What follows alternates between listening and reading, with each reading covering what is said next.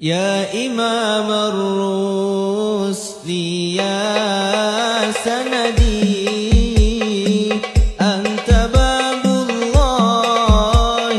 mu'tamadi. Kisah Guru Marzuki Cipinang Muara, Maha Guru para ulama Betawi. Kiai Haji Ahmad Marzuki bin Mirsot, bin Hansum, bin Hatib Sa'ad, bin Abdurrahman, bin Sultan Ahmad Al-Fatani. Guru Marzuki bin Mirsot lahir pada malam Ahad waktu Isya tanggal 16 Ramadan 1293 Hijriah atau 1876 Masehi, di Rawabangke, Jatinegara, Jakarta Timur. Secara nasab, Guru Marzuki mempunyai keturunan yang berasal dari bangsawan Melayu Patani. Sebagaimana nasab melalui ayahnya, sampai kepada Sultan Laksana Malayang, salah seorang Sultan Melayu di negeri Patani, Thailand Selatan. Sedangkan ibunya Hajah Fatimah binti Shihabuddin bin Maghrabi Al-Maduri, yang berasal dari Pulau Madura dan keturunan Syekh Maulana Ishak, Gresik, Jawa Timur. Ketika usianya menginjak umur 16 tahun, beliau melanjutkan pendidikannya untuk belajar kepada Habib Utsman bin Muhammad Ban Hasan. Saat berguru kepada Habib Utsman, sang Habib melihat kejeniusannya serta ingatan yang tajam dalam menghafal, sehingga membuat sang Habib ingin mengarahkan Guru Marzuki untuk melanjutkan pendidikannya di Mekah, dan dapat belajar kepada ulama besar di Mekah. Di antara guru-guru beliau ketika di Mekah antara lain adalah Syekh Utsman Al-Syarawaki, Syekh Muhammad Ali Al-Maliki, Syekh Muhammad Amin, Sayyid Ahmad Ridwan, Syekh Hasbullah Al-Misri, Syekh Mahfuz Al-Termasi, Syekh Salih Bafadol, Syekh Abdul Karim, Syekh Muhammad Said Al-Yamani, Syekh Umar bin Abu Bakar Bajunaid, Syekh Mukhtar bin Atarid, Syekh Hatib Al-Minangkabawi, Syekh Al-Sayyid Muhammad Yasin Al-Basyumi, Syekh Marzuki Al-Bantani, Syekh Umar Sumbawa, Syekh Umar Syadha, dan Sayyid Ahmad Zaini Dahlan. Guru Marzuki juga memperoleh ijazah tasawuf, yakni Thariqat Alawiyah dari Syekh Umar Syadha, yang diambil dari jalur silsilah Syekh Ahmad Zaini Dahlan. Selain Thariqat Alawiyah, beliau juga mendapat ijazah Thariqat Khalwatiyah dari Syekh Utsman bin Hasan Al-Dimyati. Setelah 7 tahun beliau belajar di Mekah, kemudian datang sepucuk surat dari Habib Utsman, yang meminta agar Guru Marzuki dapat kembali ke Jakarta. Maka pada tahun 1914 Masehi, atas pertimbangan dan persetujuan guru-gurunya di Mekah, beliau kembali pulang ke Jakarta, dengan tugas menggantikan Habib Utsman dalam memberikan pendidikan dan pengajaran kepada murid-muridnya di Masjid Jami Al-Anwar Rawabangke, Jatinegara. Kemudian, di tahun 1922 Masehi, beliau memutuskan untuk pindah dari Rawabangke, karena kondisi lingkungan daerah tersebut semakin hari kian memburuk secara moralitas, sehingga sangat tidak kondusif dijadikan tempat belajar para santri. Beliau pun pindah ke Kampung Muara untuk membangun tempat belajar para santri dan Masjid Al-Marzukiyah. Dari sinilah, Guru Marzuki mengajar dan menulis kitab. Banyak murid-murid berdatangan dari wilayah Jakarta dan sekitarnya.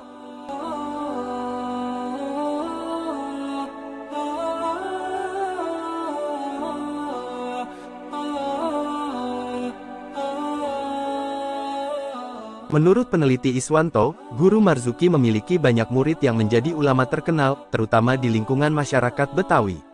Setidaknya ada 70 murid yang pernah belajar kepada Guru Marzuki, yang kemudian menjadi ulama.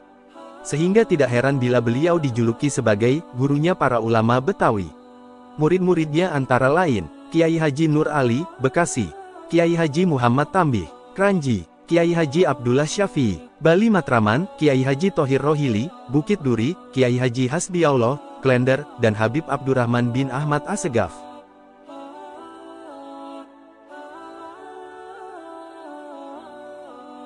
Di samping pendakwah, Guru Marzuki juga peduli terhadap gerakan kebangsaan.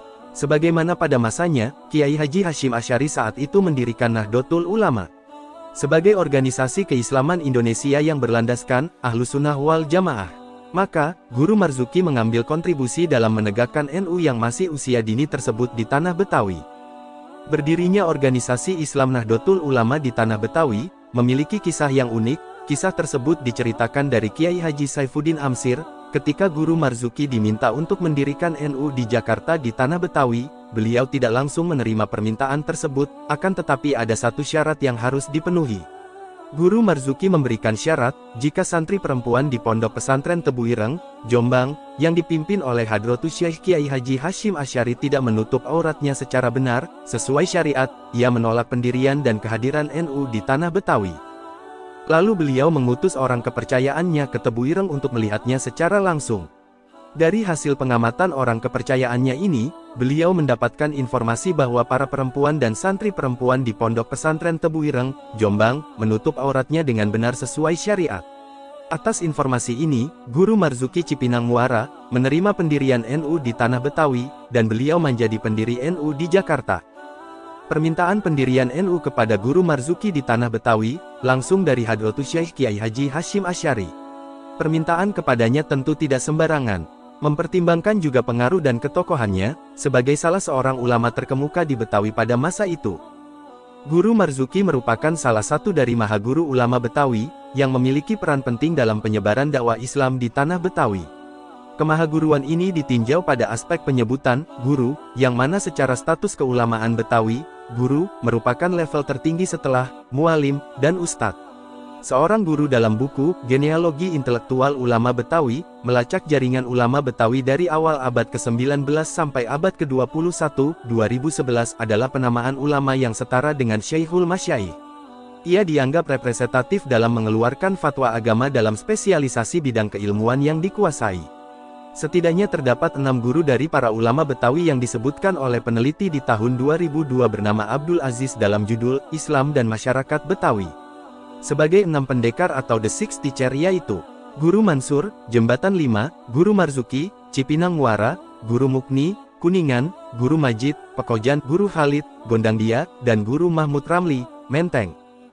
Guru Marzuki wafat pada 25 Rajab 1352 Hijriyah, atau Senin tanggal 13 November tahun 1934. Dan dimakamkan berdekatan dengan Komplek Masjid Al-Marzukiyah, di kawasan Cipinang Muara sekarang.